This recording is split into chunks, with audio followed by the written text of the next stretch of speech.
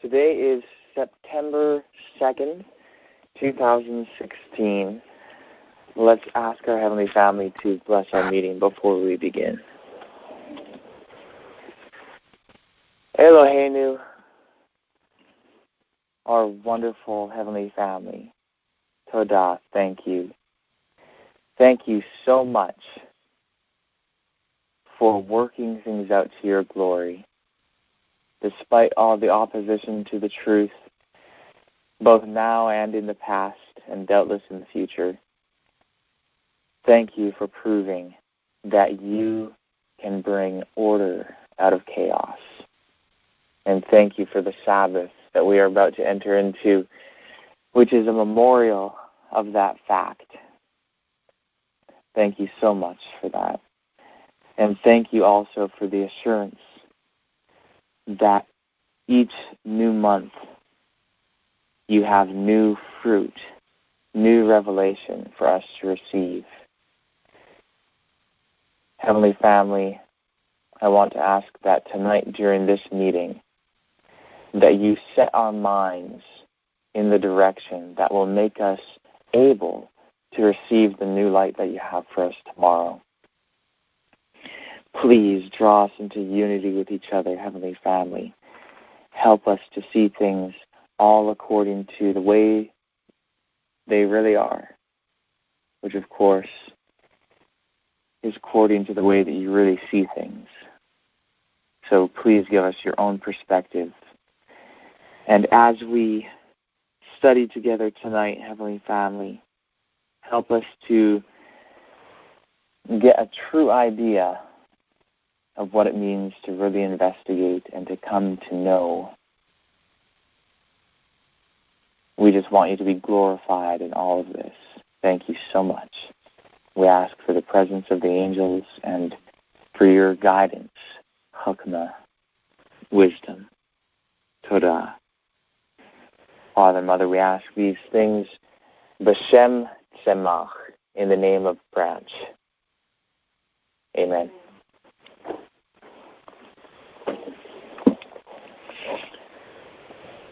Okay, so as I'm sure you all know, unless there's anyone new on the call, and if anyone is new, I guess, Carol, you could mention or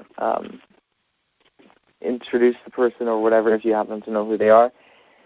But otherwise, I'm assuming that everyone's been on the call, or on our recent calls, I should say, in which we have been talking about the virgin birth and really investigating the question of whether or not it really happened. Is the virgin birth of Jesus a historical reality, or is it a fable? Is it something that was made up for whatever reason? We know that Luke and Matthew definitely advocate the virgin birth, and that's, when I say Luke and Matthew, I'm talking about the writings in the New Testament known by the titles Luke and Matthew. Both of those writings teach that Jesus was born of a virgin, and the reason why we are even investigating this, just to give a brief recap, and again, I'm sure you guys know how we've talked about this so many times as to why we are investigating this and why we're investigating it in the way that we are.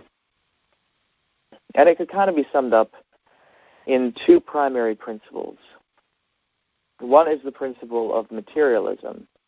Materialism is the belief that all things that exist are really material.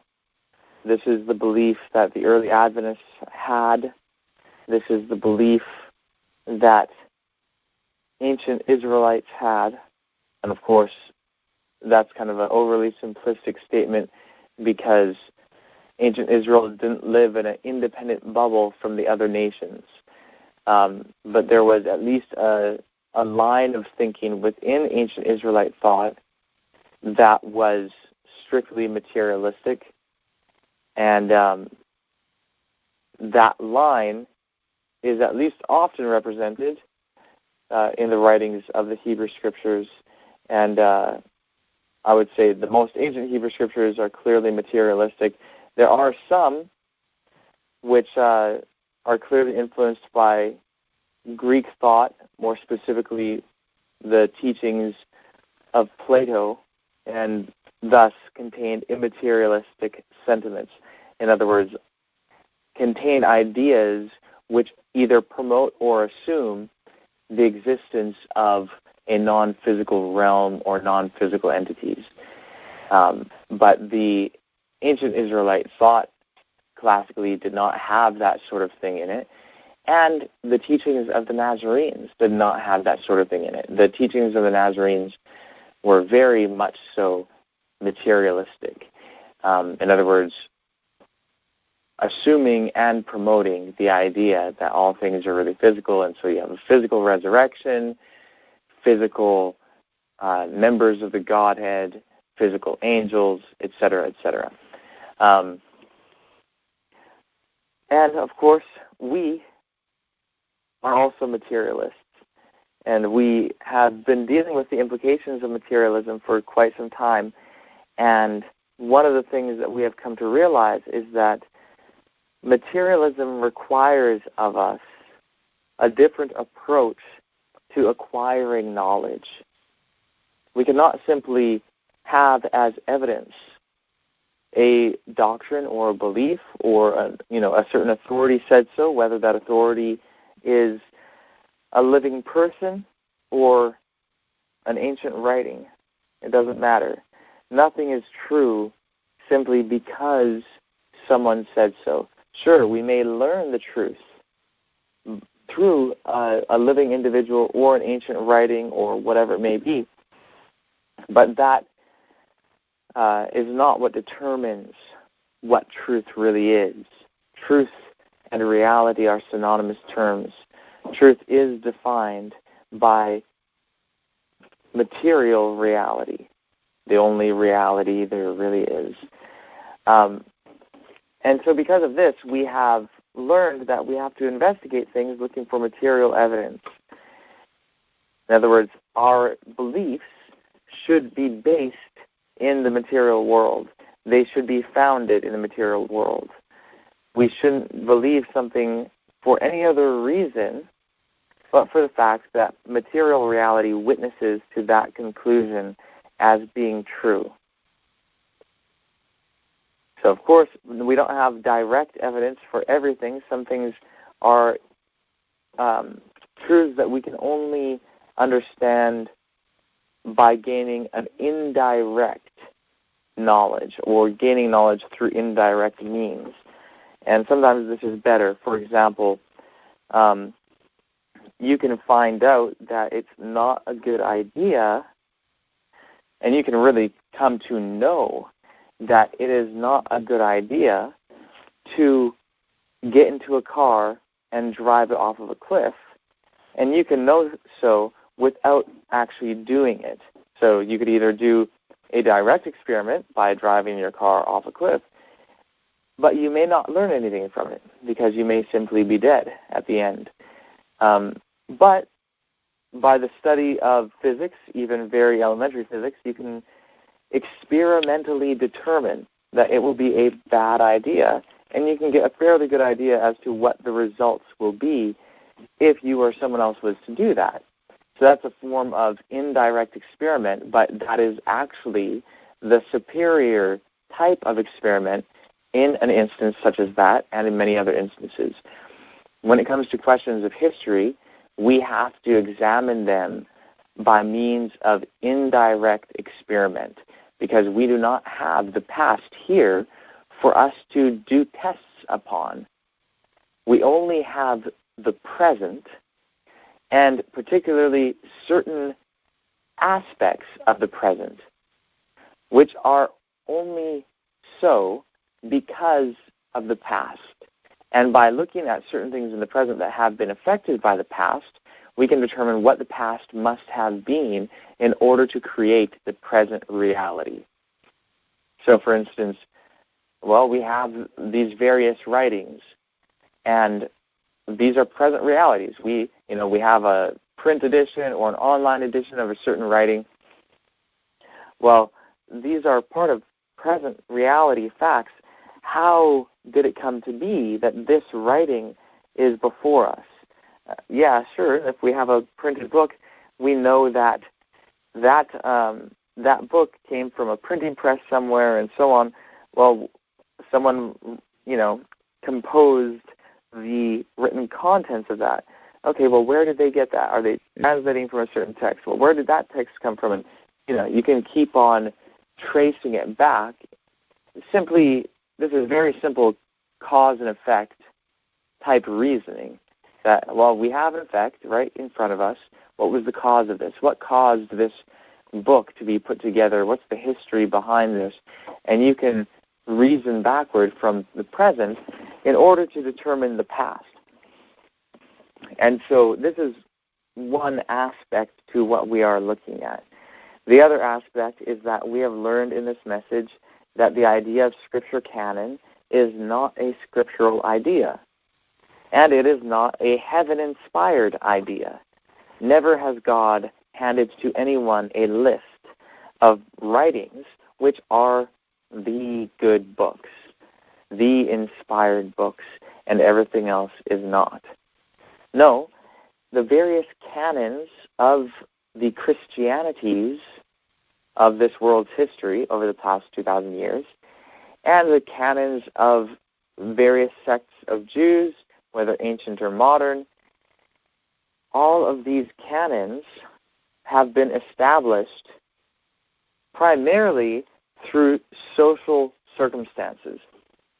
Yes, political circumstances are also involved, but that's more so in creating the circumstances in which it was necessary, or at least thought to be necessary, to formulate a more definitive religion.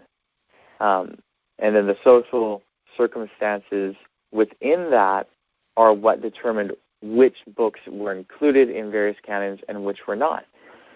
So that was not an inspired series of events. There are many different factors that came into the structuring of the various canons. And in no case has there ever been an inspired messenger saying, these are the books and these are not the books.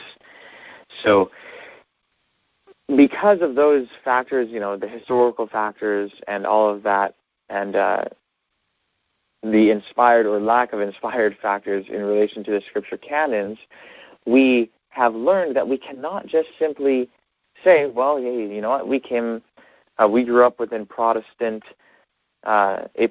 society, and therefore the modern Protestant canon must be the right one.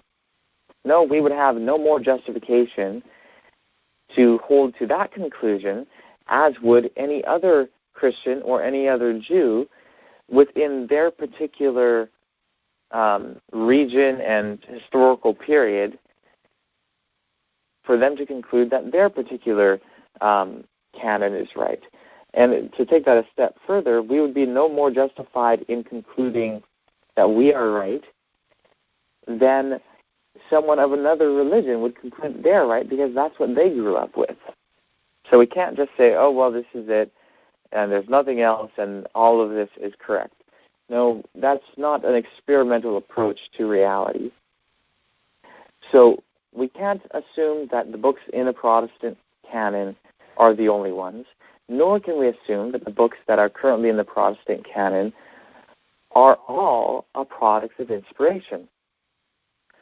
First of all, the modern Protestant canon is a product of apostate Protestantism, not of the reformatory Protestantism of Martin Luther or John Knox or John Wesley or any of these guys. No. They didn't have an established canon. The Protestant canon only began to take a more definite shape in the 1800s, and actually after 1844. So from an Adventist perspective, this is after Babylon is fallen. Prior to the 1880s, most Protestant Bibles actually were printed with the Apocrypha in it. And actually for 200 years in the Protestant Reformation, many Protestants actually had a separate section in their New Testament called the New Testament Apocrypha, which had Hebrews, James, Jude, and Revelation as the New Testament Apocrypha. Why? Because they were not viewed as Scripture. They were not viewed as inspired and authoritative by many, and perhaps even the majority of Protestants. Martin Luther was included in that, and Martin Luther was influential in that. It was actually because of Martin Luther that that kind of ended up being the case. Other Protestants accepted an apocryphal New Testament writing called the Letter to the Laodiceans, Paul's Letter to Laodiceans. I think others accepted 3 Corinthians, and there are others who accepted different Old Testament Apocrypha books. A number of the early Adventists argued for the authenticity and inspiration of 2nd Esdras and the Wisdom of Solomon. Those were the 2 most popular apocryphal books among the early Seventh-day Adventist movement. All of these are different factors that cause us to realize, okay, you know what, we have to take a far different approach. The way that we have viewed things so far has been, oh, well, this is the Bible, and everything must be judged according to that. When, hey, wait a second, we didn't even establish the thing that we are measuring other things according to. So we have to establish according to truth, according to reality, because remember, truth is not determined by a belief or a system of belief. Truth is determined by the way things are in material reality. Our heavenly family are real material beings. Their messengers from other worlds are real material beings. And it is a question of material reality when we find a certain writing, and we have to know, the person who wrote this down, did our heavenly family send an angel to them, or did a member of our heavenly family directly go to them and in some way inspire them to write this? Or was that not the case? So you see how that's a question of, you know, it was either one way or the other in material reality. And we can't decide that by what ended up in a certain collection. And so that's why we're having to question these writings and say, okay, well, do all of these writings within the 66 books of the Protestant canon even claim inspiration? And we find that no, actually, not all of these writings do claim inspiration. Some of them most certainly do, but definitely not all of them. And so if a writing doesn't claim inspiration, who are we to impose a claim upon it, which it itself does not claim? You know, if we pick up the writings of Josephus, can we just say, oh, well, this is inspiration, this is the Word of God, when Josephus himself does not claim that his writings are the Word of God? Can we pick up Philo, another ancient Jewish writer from just before the time of Jesus, overlapping Jesus' life? Can we just read that and say, oh, well, even though Philo doesn't claim inspiration, I really like his ideas, and so I'm going to say that this is the Word of God? No. What do you think Philo would say? What do you think Josephus would say if we were to do that? People don't like their own claims being misrepresented. Ellen White sometimes had her claims misrepresented. There was an instance where an individual wrote to Ellen White and said, I account everything that you have written to be as inspired and as authoritative as the 10 Commandments. And Ellen White rebuked him and said, I have never claimed such a thing. The 10 Commandments were written by the finger of God. My writings are my own words. Inspired by God, yes, but they are my own words. And she totally rebuked him on it. Why? Because she didn't want her claim misrepresented. Once you misrepresent something, you see it as something other than what it is, and thus end up with a lie rather than the truth. So when we are investigating these writings, in order for us to be honest and respectful to the writers who composed these various writings that were later compiled into the books of the Bibles of different religious communities, in order to do justice to those authors, we have to try and find out what their claims are and to investigate them and judge them based on their claims. We can't impose claims on them. It's dishonest and it's disrespectful. It's just like if we were to, imagine if one of you guys was to write something today and you were to start a blog all promoting present truth. So you were writing this blog on the internet promoting present truth. And what if people came to you and started to say, oh, what you're writing on your blog is the Word of God. That's inspired. You're a prophet. And they started promoting you out there. They started, let's say they made a YouTube channel, and they are now your evangelist. And now they are promoting you as being a messenger and a prophet, and they are promoting your writings as being the Word of God. And you're just trying to write a blog. How would you feel about that? Wouldn't you try and correct them and say, hey, whoa, no, I don't make those claims. Don't try and portray me as making all these claims and as being this and that when that's not the idea. That's not what I'm trying to say. That's not what I'm trying to do. You know, it wouldn't be good for someone to misrepresent you like that because they would end up twisting your writings, missing what you're trying to say because they're coming at it from a wholly different perspective from your intent. So your whole purpose gets lost when someone gives a different purpose to your writing.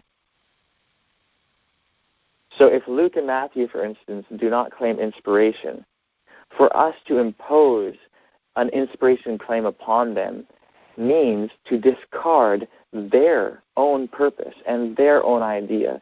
It is to be dishonest with their writings and disrespectful to their authors. So that's how we have to approach it for all of these writings.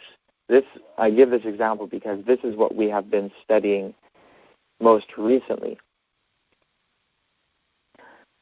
So, in that light, we have been investigating this question.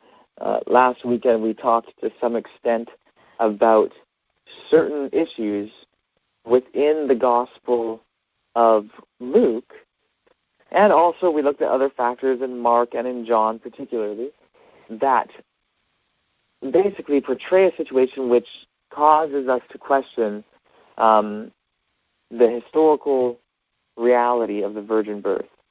And I'll briefly recap what that is, and then we'll see if anyone has any further questions or comments or another aspect of this whole discussion of the virgin birth.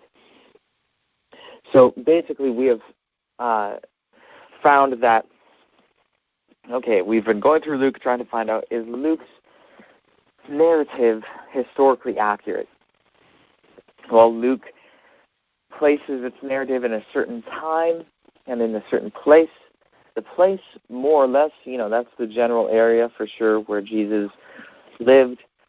The time, well, we looked at this issue of the census and when the census was, and there seems to be some parallels between Luke's account and the census of which Luke speaks and the census that Josephus speaks of in his writing, Antiquities of the Jews, Book 18, chapters 1, 2, and 3, and particularly at the beginning of chapter 2.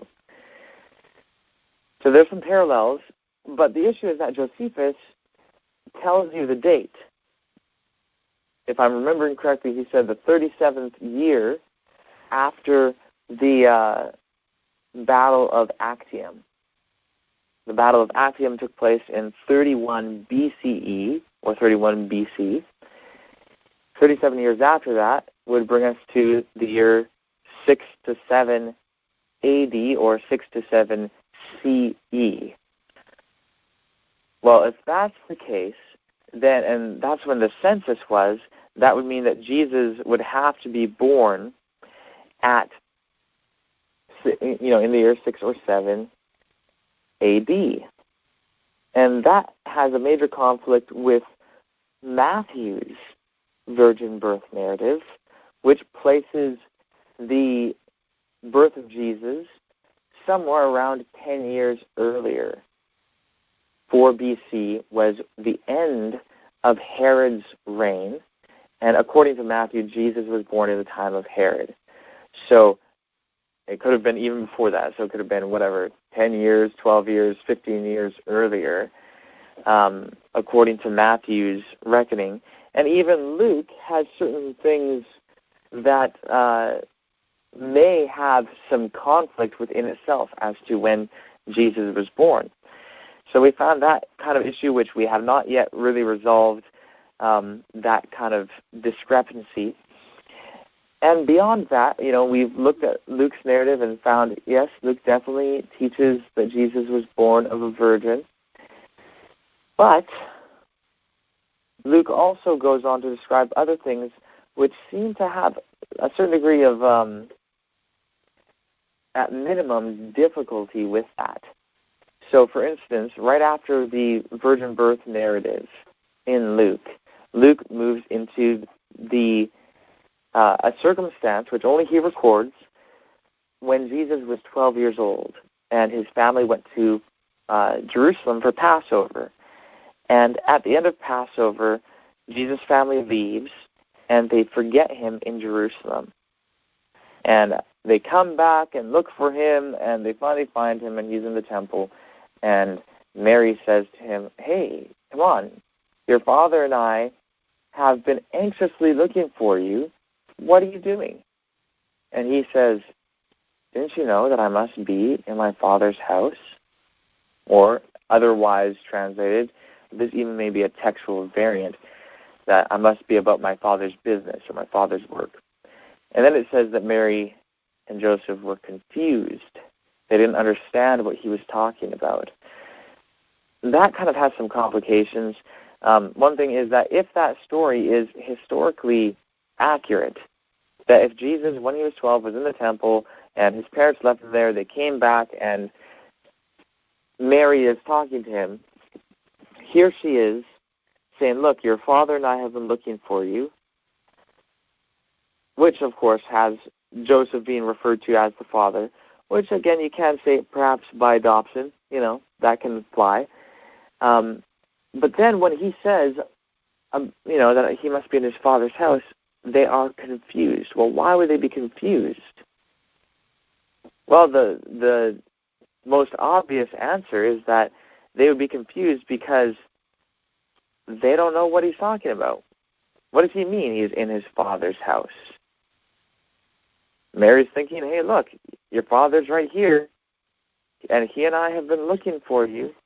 You've actually been not coming to your father's house because that's where we're headed back to, and yet you're staying behind." So that's the obvious confusion. But how could such a confusion possibly exist if just 12 years before that, or 12 years and 9 months, Mary was told by an angel that she would conceive without having sexual relations with a man, and that the Holy Spirit would come upon her, and that therefore the child would be holy, he would be the Son of God. In other words, Mary would have been told directly by an angel that Jesus is the Son of God because he would be born by the power of the Holy Spirit, which the Most High would send. And Mary would doubtless remember that. And in fact, if she didn't remember it, it's impossible for it to have been recorded in Luke. So, according to Luke's narrative in chapter 1, you would have to assume that Mary knew that and that she remembered it. And how could someone forget? Like, imagine if a woman really was visited by an angel and told those things and then actually conceived and gave birth without having sexual intercourse. She would remember that because that is just an absolutely incredible and amazing event. So she would doubtless remember that. But here's the thing. If she knows that her child is the Son of God and that Joseph is not the father and that she had not had sex when she conceived, well, then when she's there and Jesus is saying, "Hey, I must be in my father's house Didn't you know that I must be in my Father's house? Well, she knows what the temple is. The temple is the house of God. You know? I mean, that's kind of obvious. And so it doesn't seem like she would be confused at all if the events of Luke chapter 1 really happened. And if the events of Luke chapter 1 really happened, then when you get to this story about and this is in Luke chapter 2, in the latter part, particularly verses 48 to 50, you would think that if the virgin birth narrative in Luke is accurate, that there would have to be some amount of inaccuracy in the story of the 12-year-old Jesus at the temple. Like, maybe you would have to say that when Jesus says, I must be in my Father's house, that Mary and Joseph then realized, or then remembered the word that was spoken to them 12 years earlier and knew that he was the Son of God, or something like that, That's what you would expect if Luke chapter 1 is correct in its virgin birth narrative. But here's the complication. Luke is definitely trying to promote the virgin birth. And so when he gives the story of a 12-year-old Jesus, it actually creates somewhat of a problem for himself. It's kind of difficult for him to explain that, but he tries to fit it in. He tries to make it flow.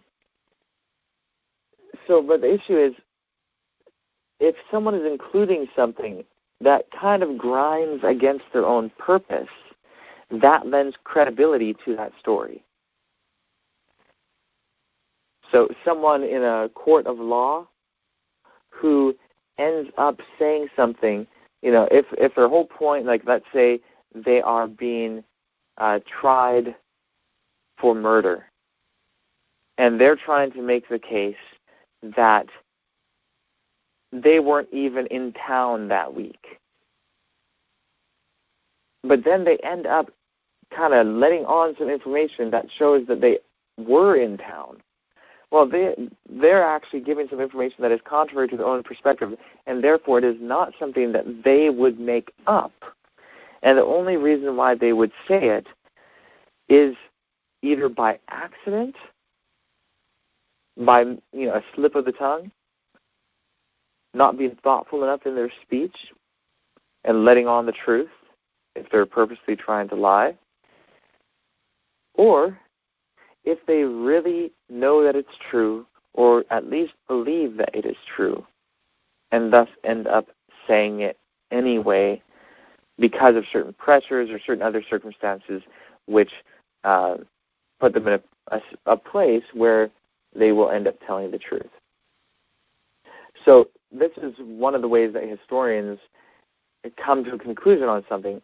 If someone gives information which is contrary or could even be perceived as contrary to their own point, then the likelihood of its historicity increases. So this story of the 12-year-old Jesus actually has some credibility in that it has some issues with Luke's own point. And so it lends credibility to the story. Likewise, it fits in with another series of statements within Mark and John, which show that Jesus' own family did not believe in him.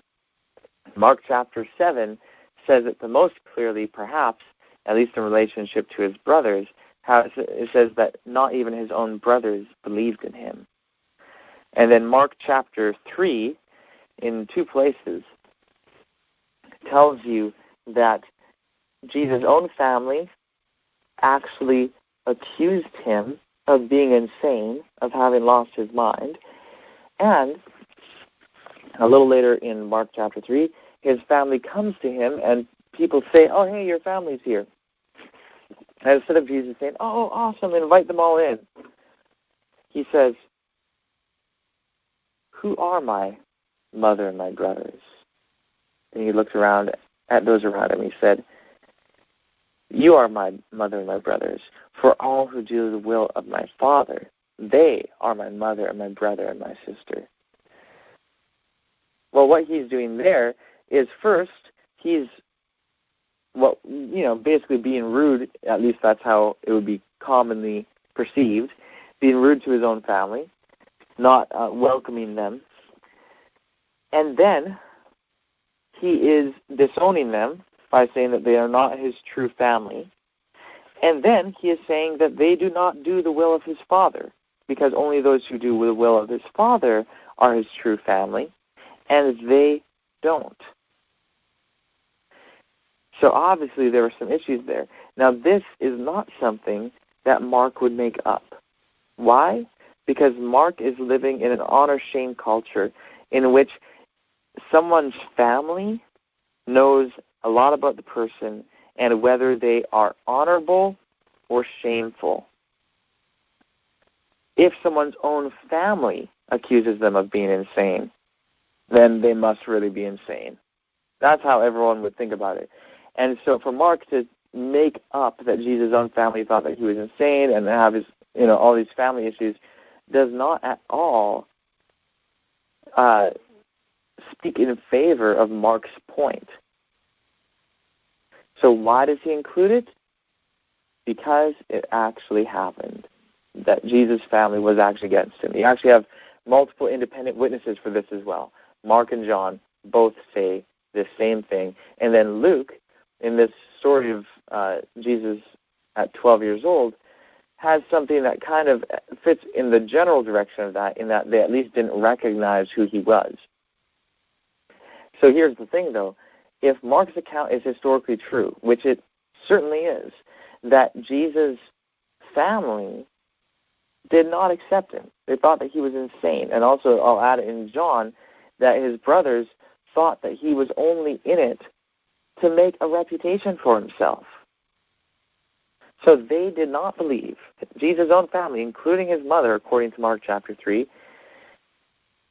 Jesus' own family did not believe that he was the Son of God. They did not believe that he was the Messiah, and they did not believe that he was a prophet. How could that possibly be if they knew that he was the Son of God because he had been born of a virgin? So you can see the complication of this. And that's kind of the last real point of discussion that we have really delved into in relation to this issue that directly relates to whether or not Jesus really was born of a virgin. I think there's been some discussion on this since then by different individuals and so on. I saw something, a message from some of you earlier today. I did not have a chance to read it. Teresa mentioned some of it to me. But that's kind of where we're at with this whole thing. So does anyone have any comments or questions on any of that, or anything additional on this subject? This is Mary. I was just reading the Gospel of Nicodemus earlier this morning, and just randomly, and I just noticed it looks like people think it was a forgery toward the end of the 3rd century by a zealous believer, and some people think it was written by Nicodemus, so there's both thoughts. But either way, it's an early writing. Some people think it was forged because the Christians were under persecution and they couldn't find. It says here, and this is just in the notes. It says there have been appeals made by the Christians of the former age to the acts of Pilate, but that such acts could not be produced. Imagined it would be of service to Christianity to fabricate and publish this gospel, as it would both confirm the Christians under persecution and convince the heathens of the truth of the Christian religion. So if it was a forgery, it was meant because they couldn't find anything to back up what they were saying about what Pontius Pilate had done, or it was authentically written by Nicodemus. But either way, I say either way because, let me see, in chapter 2, verse 7, and this is the the trial by Pilate. Jesus is in front of Pilate and the Sanhedrin and all that. That's what this gospel is going through. But in verse 7, chapter 2, it says, in the first place, we know this concerning, this is the elders of the Jews said to Jesus, we know this concerning you, that you were born through fornication. Secondly, that upon the account of thy birth, the infants were slain in Bethlehem. Thirdly, that thy father and mother fled into Egypt because they could not trust their own people. And then some of the Jews who stood by spake more favorably of Jesus. So we cannot say that he was born through fornication, but we know that his mother Mary was betrothed to Joseph, and so he was not born through fornication. And this whole fornication thing comes up quite a bit in this gospel, whether he was or wasn't. But the thing that they're not saying either way is that he was born of a virgin. Like the Christ's defenders are not saying, oh, well, no, it was a virgin birth. They're saying, actually what Barbara was talking about earlier, that they were betrothed. A bunch of us talked about this, that they were betrothed. And so it didn't count as fornication, I guess, that counted as marriage. And so that was just kind of interesting. Even, like I said, whether it was an authentic gospel or even if they were trying to, write some kind of forgery to, back up the Christians' claims, they weren't even saying it was a virgin birth, maybe because that was ridiculous or maybe because it just wasn't a thing. But it does also kind of go along with, I think it's Matthew's gospel about the whole Egypt death of the infant thing, which was interesting. So that's all I found today.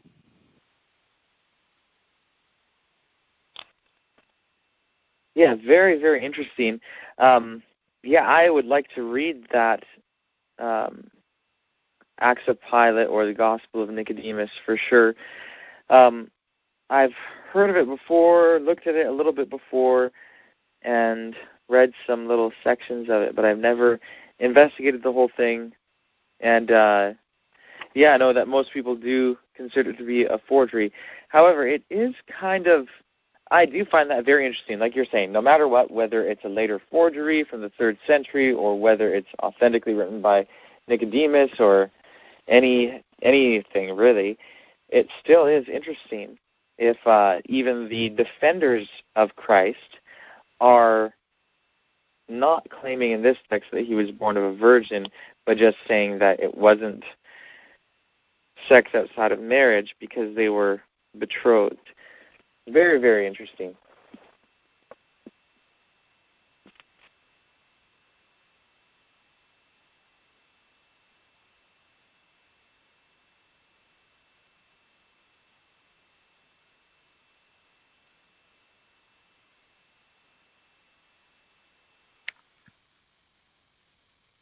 Anyone else?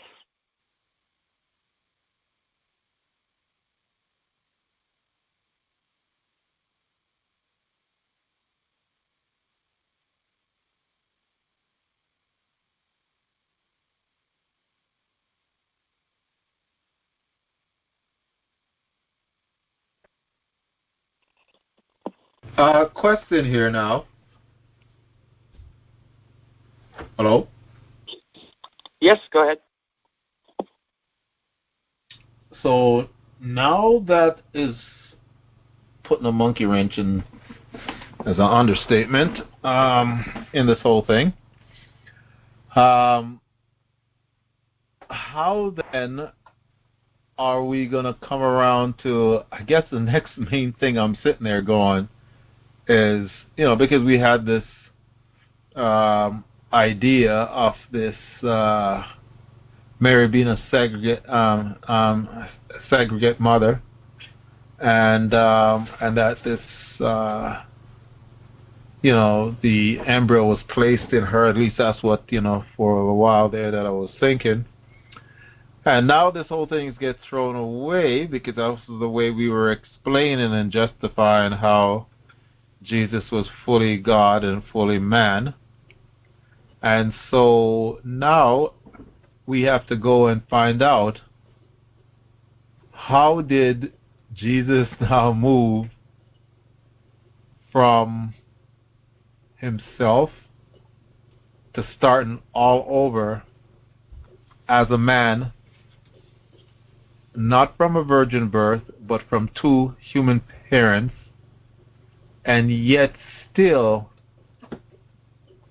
be divine in the sense that he is still the Son of God in this, back from what he was originally. It gets a little technical. So how are we going to start approaching that? Because that has to be the next approach, because that's like a cliffhanger right now. Okay, so there's a few things on that. First, just to clarify, in the branch, we've never understood it as Mary being a surrogate mother or having anything placed inside of her or anything like that. The clearest study on this is It's All Greek to Them, where Doug explains that nothing was put inside of Mary. According to Luke's gospel, a miracle was worked upon Mary's own seed, is the way that it puts it, Mary's own seed, and that Jesus did not have any aspect of some heavenly being or a reduced version of the pre-incarnate Son of God or anything like that put into Mary, that it was entirely Mary's own flesh, and that according to the flesh, he was fully human. There was no combination of the physical divine nature and the physical human nature. Physically speaking, he was purely and entirely human. What we've come to understand recently is that his divinity was strictly his way of thinking, his mind, his divine character. And that's why we can become partakers of the divine character even while in our same mortal bodies.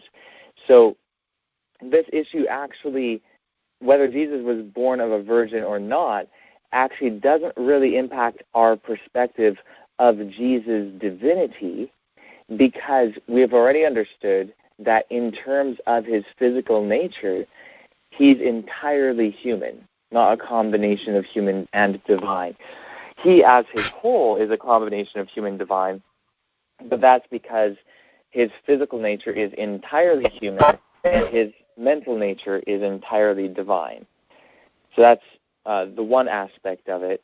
And then the other aspect is that, in a sense, what you're saying is kind of getting ahead of ourselves, in the sense that we have not actually yet concluded that the virgin birth is false. We're just discussing the evidence and still going through all the things that relate to it. Of course, these are things that will cross our minds and we'll have to wonder about. And especially if we do find that the virgin birth is false and that Jesus really wasn't born of a virgin, then the question of how the pre-incarnate Son of God became the incarnate man, Jesus, becomes, something to at least ask.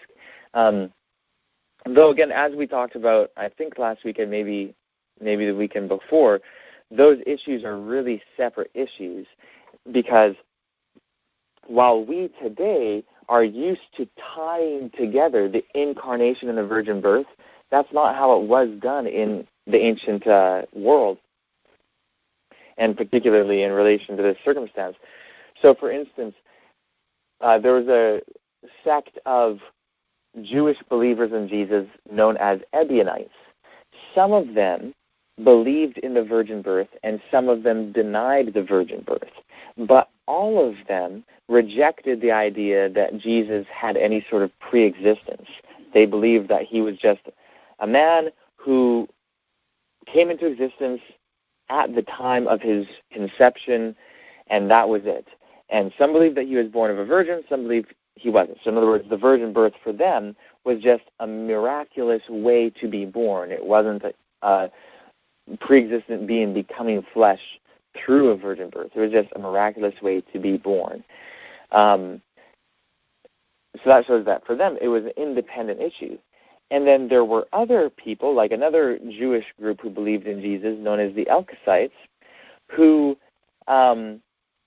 actually believed that Jesus pre-existed, but they didn't believe in the virgin birth. So there you have a pre-existence without the virgin birth. Also interesting is the fact that the texts in the New Testament that promote the pre-existence of Jesus, aka the letters of Paul and the Gospel of John, none of those talk about the virgin birth. And then the texts which talk about the virgin birth, aka Luke and Matthew, they don't talk about the pre-existence of Jesus. So it's very, very possible that the people who originally believed in the virgin birth did not even believe that Jesus was a pre-existent being. And those who believed that Jesus was a pre-existent being, we have no evidence that they actually believed that he was born of a virgin. And so how exactly they understood it as to how this pre-existent being became human, and by the way, Paul definitely says that he became human. He took on humanity and so on. In Philippians, Paul talks about this, how he became human. And then also John clearly says that the word became flesh. So in both instances, in our writings in the New Testament which describe Jesus as being a pre-existent being, they do believe that he became flesh. They don't say how, but they don't say that it was through a virgin birth. They don't even mention the virgin birth anywhere in their writings. So, yeah, very interesting. I don't know exactly what their conception was, but especially if it turns out that the virgin birth is not true, then, yeah, I want to find out. I want to know how they understood it. What did Paul really believe as to how the pre-incarnate Son of God became flesh? What did John really believe? I think those are very important questions for us to ask. But again, I think that we have to establish first whether Jesus was born of a virgin or not. So far, what we have found is that none of us, unless this has changed, and if this has changed, please, anyone, mention it on the call. None of us so far has been able to mention anything that is actually evidence in favor of the virgin birth. All that we have been able to mention, and this was just brought up last weekend, is really some things that at least seem to indicate that he wasn't born of a virgin. And those are the things that we talked about earlier in this call. So either we can find out that, by looking at these writings more, we will either find out that, the things which seem to indicate that he wasn't born of a virgin actually do not indicate that, and maybe there is evidence that he was born of a virgin, or we will find out perhaps more reasons why perhaps he wasn't born of a virgin. Who knows? So anything else from anyone?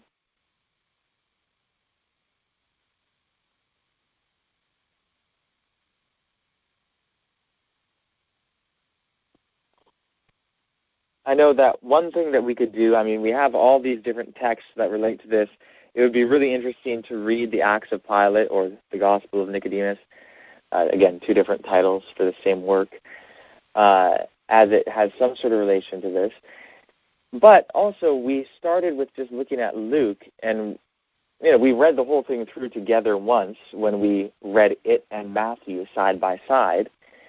And then we started going through it again, looking for anything that would indicate whether the virgin birth is a historical fact or not. But we haven't finished going through that. So one thing that we do need to finish doing is to, go through the rest of this narrative in Luke and to see, what else does it say? Can we find out whether it's historical or not? That sort of thing. So are you guys all good with us going back to Luke? Sounds good to me. Sounds good to me, too. Good. Okay, excellent. So let's go back to Luke chapter 1.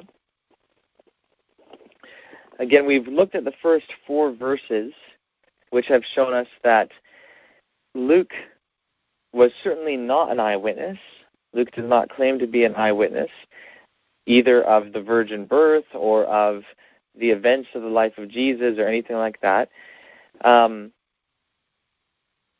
Luke says that he's aware of many other Gospels, that he's learned a lot about these things that have happened, and he's seeking to essentially compile an account, as many have done already, which again tells us that Luke was far from being the first Gospel. According to him, many had sought to undertake such a writing. We know that one of the sources that Luke used for sure was Mark, and this is one thing that I just want to mention in general. I think it's going to be really important for all of us in the branch to become familiar with how the different Gospels relate to each other.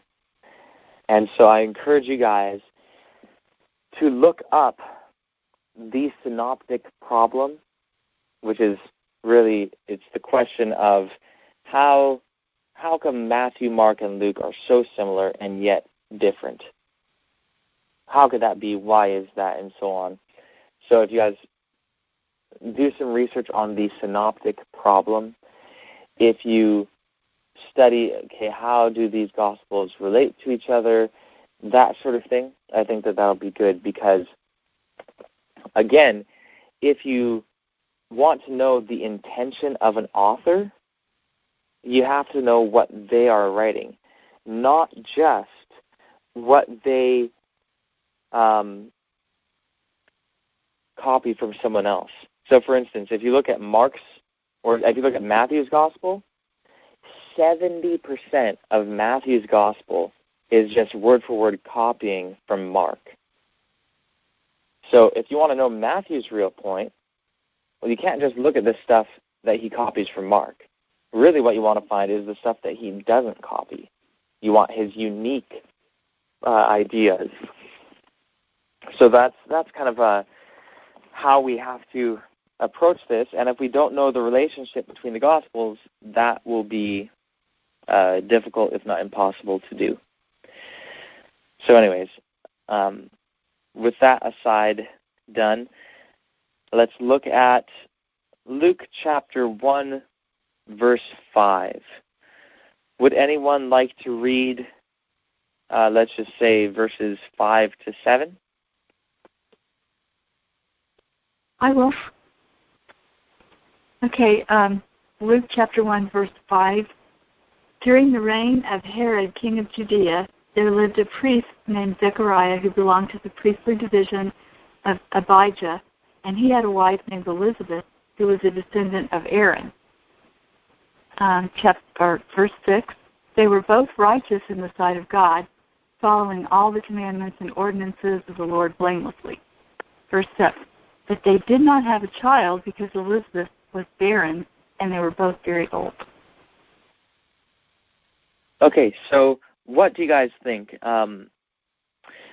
Is this, because this is all part of the setting of the story of the birth of Jesus, and of course this is setting up the birth of John the Baptist. What do you guys think? Is this here something that is historically accurate, something that is not? Are there historically accurate elements? What do you guys think?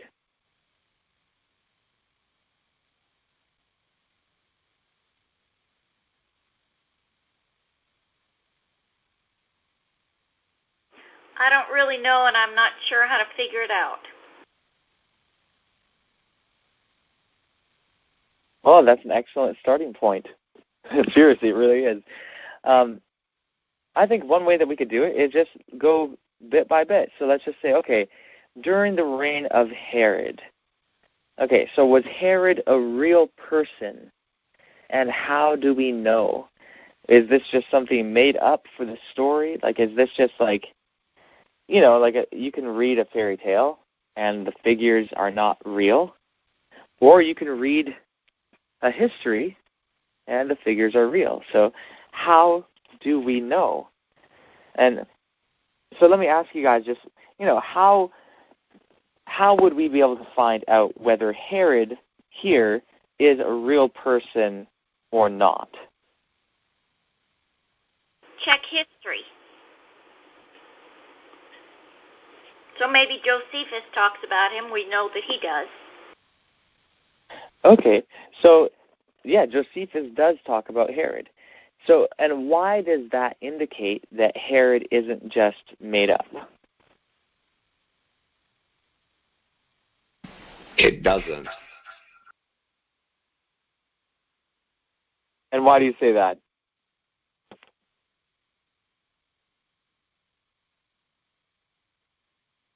That's because you could have multiple accomplices basically parodying the same false story of everybody else. There's no real true measure of authenticating what everybody saw back then.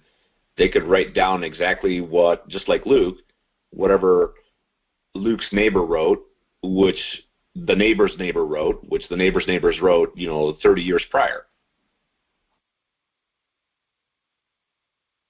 I think we could look at Josephus' record too, like on other accounts that Josephus has.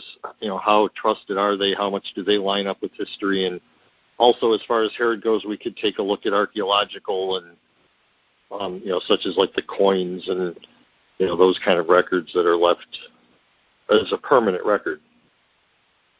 And another thing that makes Josephus,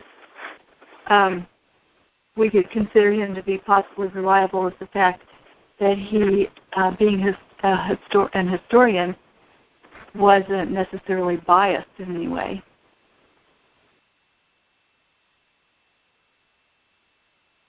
So there's a number of aspects to all of this. First, I'll say that, yeah, it's true that just the fact that someone else mentions something, that alone does not show that the person is real. That's true, because you can always say that, well, perhaps it's just either people who are working together, either to promote a lie, or people are trying to, basically, it's not like they're trying to lie, but they're promoting the same story, so to speak. Just like, a child can grow up and, well, they hear Mom talking about Santa Claus, and they hear Dad talking about Santa Claus, and they hear their friend's dad talking about Santa Claus, and someone at the mall talking about Santa Claus, and their grandparents talking about Santa Claus. It's like, wow, that's a lot of different people. All these people are talking about Santa Claus. Santa Claus must be real, right? So here's the thing, though. While that can be the case, there is a way to determine whether that is the case in certain circumstances or not. So we can find out, are people trying to promote something as a fairy tale, as a make-believe story? Is that their intention? Or are they trying to lie? Are people corroborating together? Are they working together in order to show something? So here's the thing. In order to determine whether a certain individual in the past, or a supposed individual, is actually a real person from the past, it requires a basically corresponding evidence. It's the evidence, it's separate lines of evidence converging. It's convergence of evidence which can really show it. So, for instance, sure, you can take Luke. Luke talks about Herod. Okay, that's one source. We also have Josephus talk about Herod. That's another source. Are these independent sources? If they are dependent, as in if one is just using the other, that's not really going to help us in terms of evidence. But if they are independent, well, then that certainly does help us. Because, it's just less likely that, well, if Luke is making up someone, he calls him Herod, it's less likely that Josephus is going to make someone up and call him Herod too, and they're going to have a certain amount of, similarity. But see, the thing is, Herod isn't just in Luke. Herod is also in Matthew. Herod is also in Mark. Herod is also in John. Herod is actually in many of these writings from the ancient world, and Josephus. And by the way, Josephus wasn't part of the community of the Nazarenes. So in this circumstance, and by the way, every person is really biased, and historians do have their biases, and ancient historians did not have the same methods as modern historians, which methods are designed to remove bias. It doesn't always work successfully, of course, but that's the idea. And so Josephus certainly does have his biases, but there's no, in reading his accounts of Josephus, there's no really, nothing that you can really come up with that is evident that illustrates a bias in talking about Herod, for him to make up Herod. And in fact, there's some disagreement with what he says in the New Testament. For instance, when he talks about Herod and John the Baptist, he agrees, by the way, that Herod killed John the Baptist. And John the Baptist, again, this is another, Josephus is an independent witness for John the Baptist. And he doesn't talk about this whole thing of John accusing Herod and pointing out his sins and the whole thing with the dancing and all that. According to Josephus, it was because John had created such a following and the people really listened to him that he thought that if John was to declare some sort of uprising or rebellion against him or against anyone else, the people would doubtless do it. So it was just because he was getting too much power. He had too much influence with the people, and Herod was like, okay, we got to get rid of this before this gets out of control. So according to Josephus, that's why Herod killed John the Baptist. Now, that whole thing, it's, why is he saying that? His whole purpose is giving an account of the history of the Jews. So those are all different aspects. And then, as Ed mentioned, archaeology. That is another aspect that is actually very, very important. And here's the thing. Archaeology, it is actually far more important than any of us here realize, I'm sure. And the reason why I say that is because archaeology has uncovered and will uncover and has potential to uncover a whole lot about the past. And archaeology is not so ambiguous. Archaeology can be very helpful because you can dig and you can just, it's not like, okay, let's just take the King James Bible. The King James Bible is an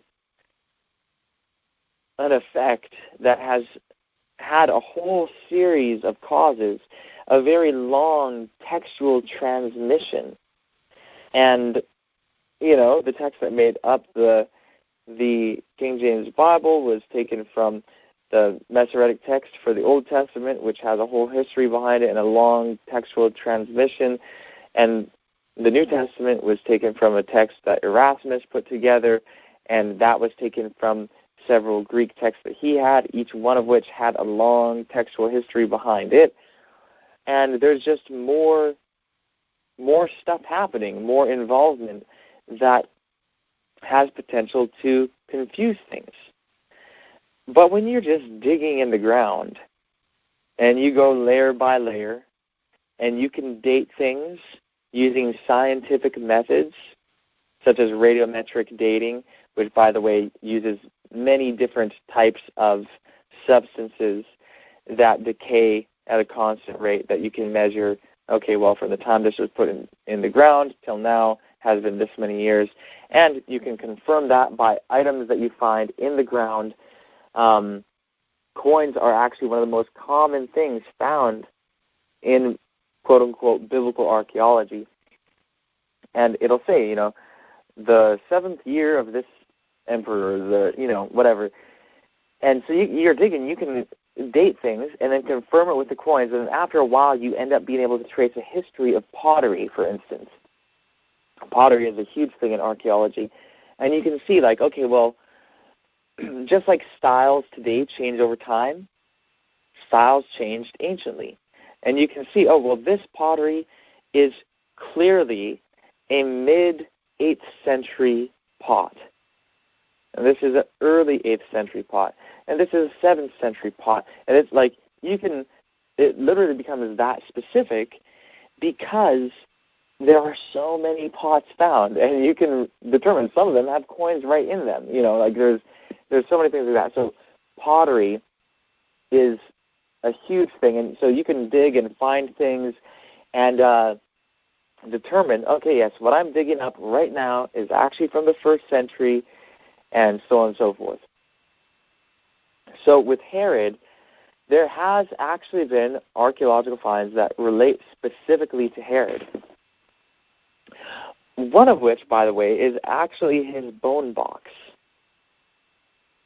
It's quite something.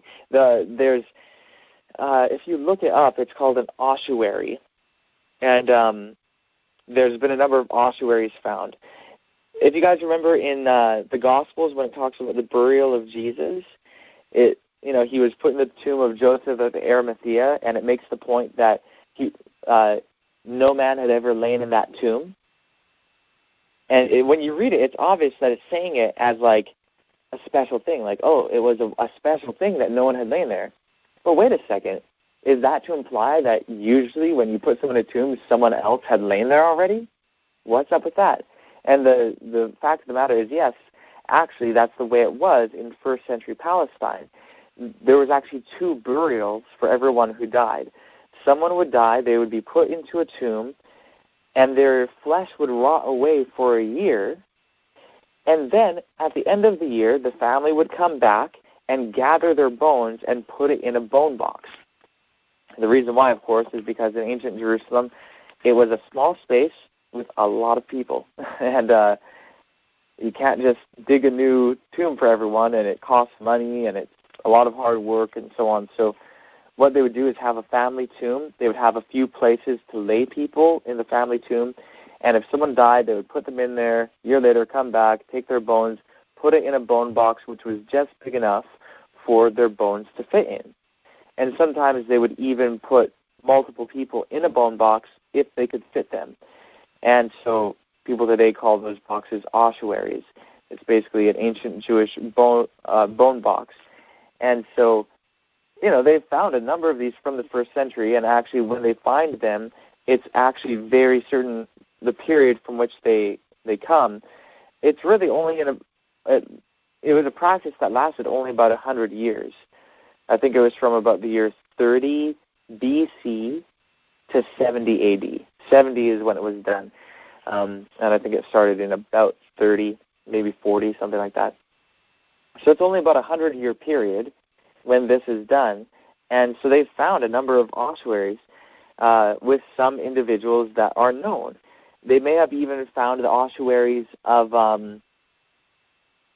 the children of the guy who carried Jesus' cross and things like that. There's an ossuary that's called the James ossuary, and it has some very interesting things.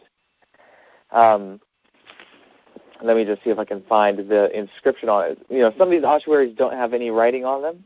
Some of them have an inscription. So let me see here. I just want to make sure I'm getting it right. I know it says James, brother of Jesus. I think it says son of Joseph on it. James, brother of Jesus. Oh, no, I think it actually says James, son of Joseph, brother of Jesus. So that's like, okay, well, wait a second. James, son of Joseph, brother of Jesus. Who's that? And scholars debate this. It's basically an authentic tomb from the 1st century, an authentic ossuary. And the question is is this James actually the brother of the Jesus that we know? Because Jesus was actually a pretty common name. But the thing is, James and Joseph were not near as common. And so there have been people who have actually investigated this to find out the likelihood, like how many people were there, just statistically speaking. How many people were there, according to whatever we can estimate, in the first century in Palestine that were James, son of Joseph, brother Jesus? How many people were there like that? And statistically, they've found that there's like 1.5 something. In other words, less than 2. And if that's the case, then this ossuary may very well actually be the bone box of Jesus' brother James, who was actually the leader of the Nazarene movement after Jesus died. So, again, this is quite significant, but I just wanted to mention this as another example to say, hey, look, archaeologists are finding fascinating things like this all the time, and they have found things that relate to Herod, and coins, Herod's additions to the temple. There's even a type of stone that they call Herodian stones. A whole period of Jewish history and of Jerusalem is the Herodian period. And there's also references in Paul's writings to Herod and many things like that. So, all of that testifies to the reality of Herod as a real person. And actually, I have to correct myself. It may not actually be the Herod ossuary. I'll have to look this up more. I know that they found the Caiaphas ossuary, but I'll have to see if they actually found the Herod one. So that was a mistake of memory, as so often happens with our memory. Another point. Anyways, go ahead. Another point about Herod is, it'd be really ludicrous for somebody to be writing a contrived, account where they're trying to mislead people, and to use something that's so easily proven. I mean, this was, let's say Luke was written around 70 A.D. He would have been, writing fallacy about Herod that everybody would remember. It would be like us saying that, Nixon was the first president of the United States or something. Everybody would know, well, that's wrong. So you've discredited in the first paragraph your whole entire writing. So it wouldn't make sense for the era that this was written in to have that account wrong. Absolutely. Yeah, I totally agree with that. We have to remember that these are real writings written by real people in a real time, real setting, and it would be easy for someone to be discredited if they're just totally making something up like that. So, what does that mean? We found out here, okay, yes, look, Luke is talking about a historical reality. During the reign of Herod, king of Judea. Okay, there lived a priest named Zechariah who belonged to the priestly division of Abijah. Okay, Abijah. Is that just made up? Was there a priestly division of Abijah? Or is it just fiction? What do you guys think?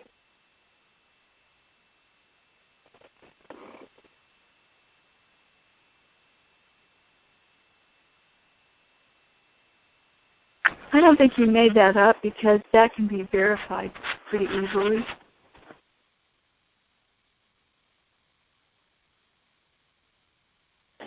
Yeah, I agree. People in his day would easily be able to verify that. Also, in, let's see here, 1 Chronicles 24:10, which again was a writing which is known to be in existence prior to Luke, and it talks about the priestly division of Abijah, which was the eighth division of the priests. That's 1 Chronicles 24:10. So, and by the way, 1st and 2nd Kings and Chronicles, these writings have actually a lot of archaeological support to what they talk about. It's, for the most part, real history. And, I think there's been over 50 biblical figures, most of which coming from Kings and Chronicles, that have been directly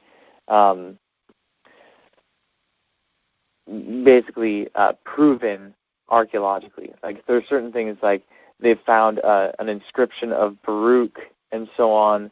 Like, so we actually have the signature of Baruch. Pretty interesting. And Baruch, by the way, for anyone who doesn't know, was Jeremiah's scribe. There's other things that were found. There's from the days of Isaiah. By the way, Isaiah, he was not just some homeless guy in Jerusalem. He was high up in the Jerusalem society. And, he knew the king and all of that. And there's actually coins from the time of Isaiah. And on the coin, it's actually a picture of Isaiah's vision of the seraphim.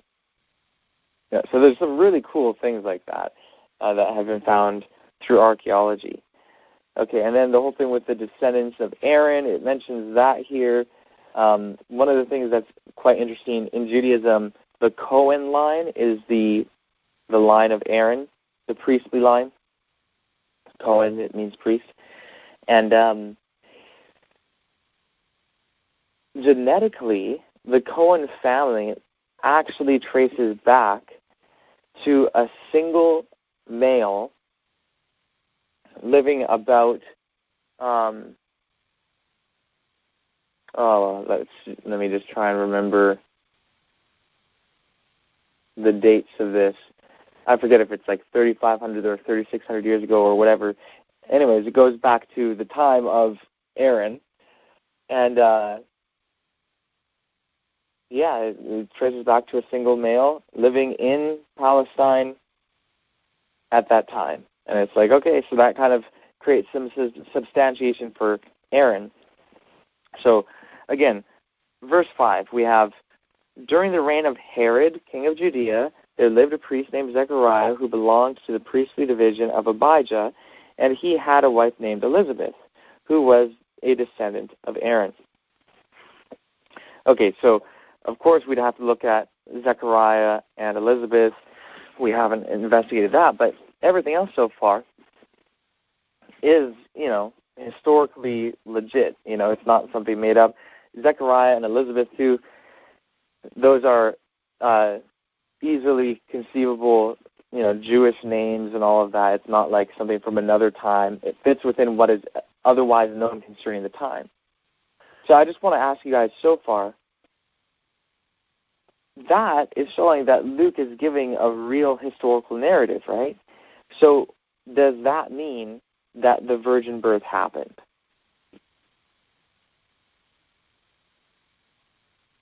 No. And why not? Because just because one part of someone's account is true doesn't mean it's all true. I absolutely agree. Sometimes people try to prove that the Bible is true because all these places that it talks about are real places. People will give examples like, the city of Ai or Ai and Jericho and Jerusalem and Bethsaida and, all these places. And they'll say, look, these are real places. This isn't a fiction. This isn't like, in Never Never Land or in Middle Earth or something. It's not some, far out thing. This is real historical stuff, so therefore it is true. Well, that doesn't actually make sense. I mean, Spider-Man is based in New York City, right? I mean, you can have fictions that are written within a setting which is real. And so we have to keep that in mind. Like, okay, we need to go and find and say, well, so far these elements here make sense, that they are real historical elements.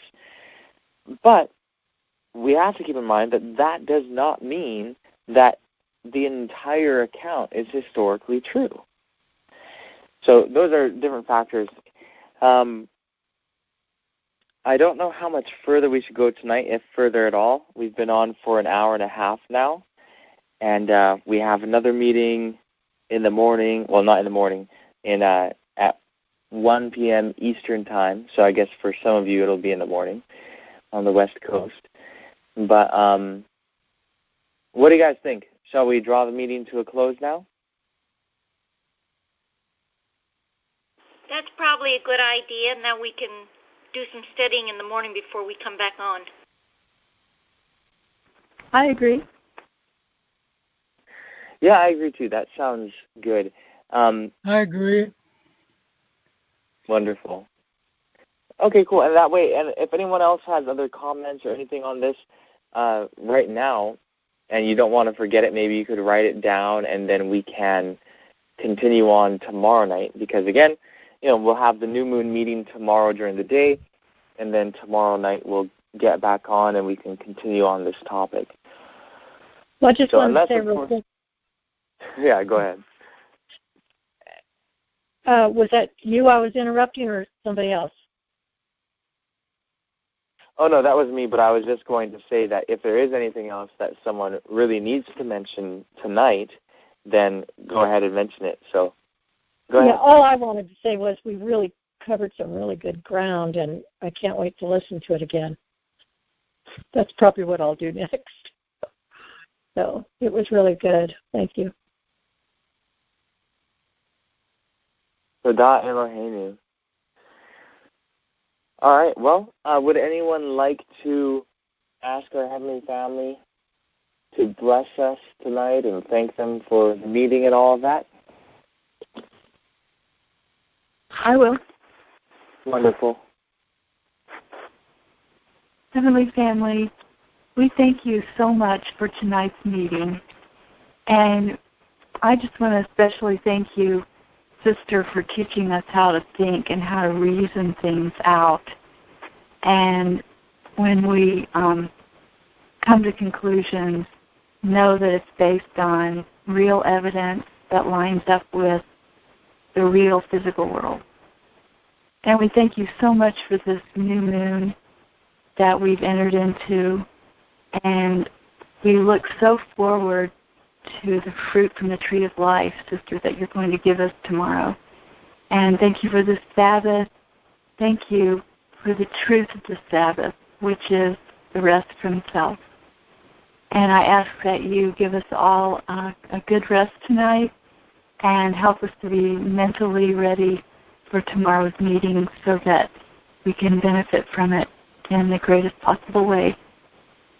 In the name of Branch, and Chief. Amen. Amen. Amen.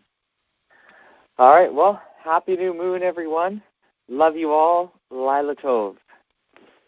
Lila Tov. Lila Tov.